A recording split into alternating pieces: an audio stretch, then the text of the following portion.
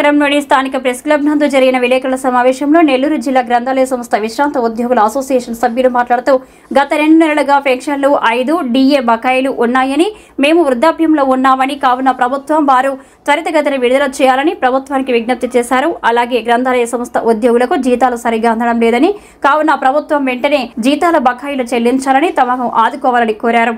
ఈ కార్యక్రమంలో గ్రంథాలయ సంస్థ విశ్రాంత ఉద్యోగులు అధిక సంఖ్యలో పాల్గొన్నారు.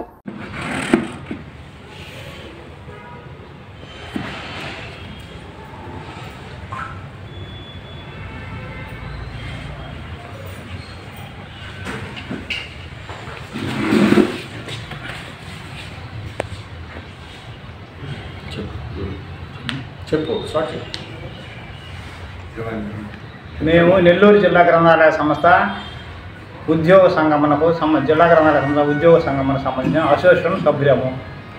నేను అందులో రిటైర్డ్ ఉద్యోగుల ప్రధాన కార్యదర్శిని. మేము రిటైర్డ్ అయ్యి ఒక్కొక్కటి 20 సంవత్సరాలు 25 సంవత్సరాలు అయింది. నేను రిటైర్డ్ అయ్యి 15 సంవత్సరాలు అయింది. ఆనాటి నుంచి ఈనాటి వరకు సక్రమంగా ఏ ఒక్కరోజు కూడా 1వ తేదీకి మేము పెన్షన్ తీసుకున్నటువంటి దాఖలాలు లేవు. కారణం గవర్నమెంట్ ఇచ్చేటువంటి గ్రాంటు చాలదు. మాకు 120 కోట్లు కావాలి, కానీ 40 కోట్లు ఇస్తారు. ఆ స్టేట్ మొత్తం మీద 40 కోట్లు ఇస్తారు. 13 జిల్లాలకి 40 కోట్లు పంచితే 2 కోట్లు 3 కోట్లు వస్తుంది. సంవత్సరానికి మాకు సరిపడా లేదు.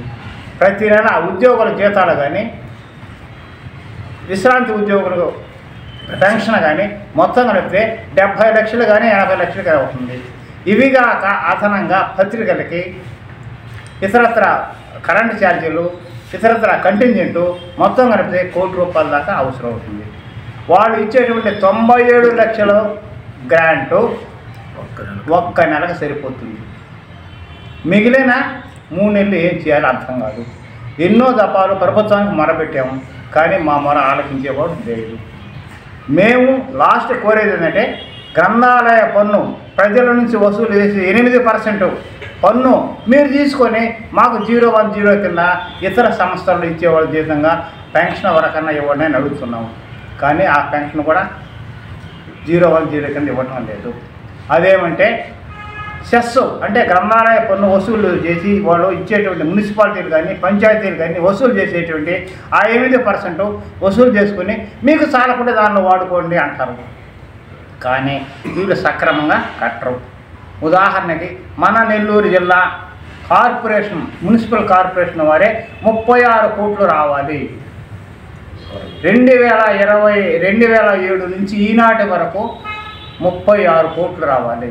మేము పోయి అడిగితే మమ్మల్ని ఏం చేయమంటావు, మాకు జీతాలు లేవు అంటారే. కానీ మరి వాళ్ళ జీతాలు లేకుండా మా సొమ్మును వాళ్ళు వాడుకున్నారు. మేము ఎడ చేయాలి అంటే ఏమో మాకు తెలియదు. ఇస్తాం మున్సిపల్ కార్పొరేషను డైరెక్టర్ గారు కూడా వాళ్ళకి హుకుం జారీ చేసి మీరు కట్టాల్సినటువంటి 36 కోట్లలో 75% ఇమీడియట్గా కట్టి నాకు రిపోర్ట్ చేయమన్నారు. కానీ ఆ 75% కూడా వాళ్ళు కట్టలేదు.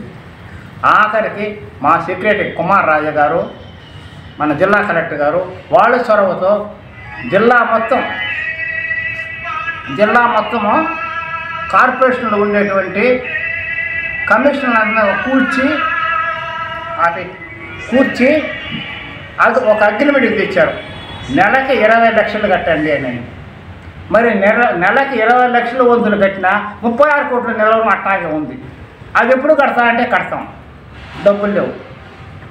కాబట్టి మా బాధలు గౌరవనీయులైన లోకేష్ గారు, విద్యాశాఖ మంత్రి, గ్రంథాలయ మంత్రి, ఐటీ మంత్రి ఆయనే. కాబట్టి సహృదయంతో ఆలోచించి మాకు తగిన సహాయం చేసి మాకు ఫుల్ గ్రాంట్ ఇవ్వటమా, పెన్షన్ గ్రాంట్గా ఫుల్ ఇవ్వటమా, లేదా 010 కింద ఇతర డిపార్ట్మెంట్ రిటైర్ అయినంత వరకు అయినా ఇవ్వాలని మేము అన్నిగా భావించవద్దని మరీ కోరుతూ ప్రార్థిస్తున్నాం. లోకేష్ గారి తాతగారి హయాంలో అంటే కీర్తిశేషులైనటువంటి గౌరవనీయులు ఎన్టీ రామారావు గారు మండలానికి ఒక లైబ్రరీ పెట్టారు. ఆయన టైంలో జీతాలు కానీ పెన్షన్లు కానీ ఎలాంటి లోపం లేకుండా జరిగింది మాకు. ఈ రోజుకి ఆయన పటాలు ప్రతి లైబ్రరీలో పెట్టి పూజిస్తున్నారు. మరి ఆయన గౌరవాన్ని నిలబెట్టి ఈయన గౌరవంగా మాకు సహాయం చేయగలరని మరీ కోరుతున్నాను. లోకేష్ గారిని ప్రార్థిస్తున్నాం. మీ పేరు? ఎస్ పెంచలయ్య, జిల్లా గ్రంథాలయ సంస్థ విశ్రాంతి ఉద్యోగుల ప్రధాన కార్యదర్శి, తోటపల్లి ఊరు.